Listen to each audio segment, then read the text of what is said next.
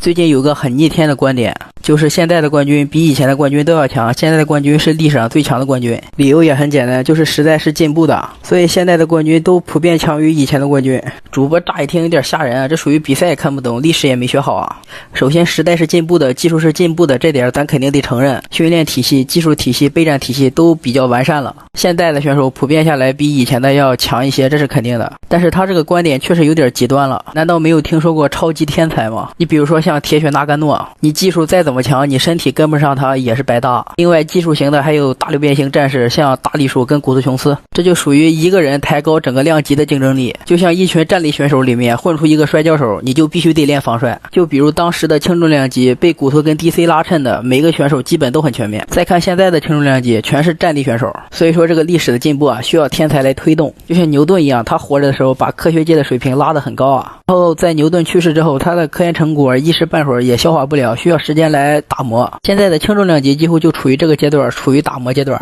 这个轻量级的打磨阶段已经过去了，打磨阶段属于菲格雷多跟小宝这种，他们迎来了新的流变型，就是潘多哈，这属于天才在这个运动中发展起的重要作用。另一点就是这个综合格斗啊，它这个底蕴不足啊，因为它只有几十年的历史，不像拳击跟摔跤一样有上百年的历史了。最主要的原因就是综合格斗这个运动现在是 UFC 一家独大，而且还没有国家力量的加入，就充其量来说也就算是个民间赛事，这以后发展前景简直就是不可估量的。如果有国家力量插入进来，比如说像奥运会那种，那就一飞冲天了，因为个人的力量跟国家来比始终是有限的。就比如说打过奥运会的选手打综合格斗，他取得成绩都是非常不错的，像三冠王亨利塞胡多、DC 丹尼尔科米尔、2届奥运会冠军哈里森，这种就属于国家力量对个人力量的降维打击，即使是半途转综合格斗也能取得很好的成绩。其实主播对体制内一直是很向往的，因为学技术最好的就是上体制内。主播简单举这两个例子哈，一个是天才，另一个是国家力量，当然还有很多原因，咱就不过多赘述了。总的来说，现在的选手比以前的选手肯定是更强更进步的，但如果要想完全超越的话，估计也要发展个几十年。那我再讲一下我心中各量级历史上最强的冠军吧。